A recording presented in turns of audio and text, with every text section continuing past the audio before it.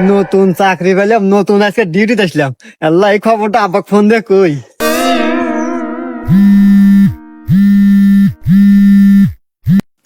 হ্যাঁ বাজান। হ্যালো আব্বা। আব্বা, আমি নতুন চাকরি পাচ্ছি, পুলিশের চাকরি পাচ্ছি। কই? তুই কি করিস বাজান? তুই পুলিশের চাকরি পাচ্ছু? হ্যাঁ, আমার শুনে আত্মাটা জুড়ে গেল বাজান। আমার কত স্বপ্ন ছিল তুই একটা চাকরি করবো, সরকারি চাকরি করবো। যাক বাজান, আমি খুব খুশি হচ্ছি বাজান তুই চাকরি পাচ্ছু।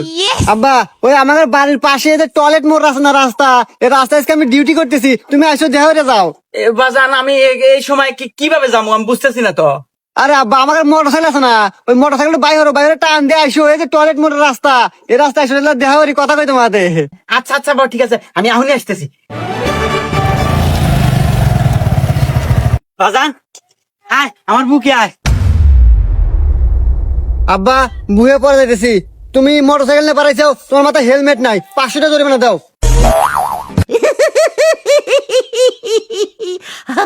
কে গাদা? আমি কল তোর বাপ। দেখো আব্বা, আইন আইনের গতির চলে, আইনের কোনো বাপ মাও নাই। আইনের কাছে সবাই সমান, টাকা দিলি দাও, না দিলি জেলে নাও।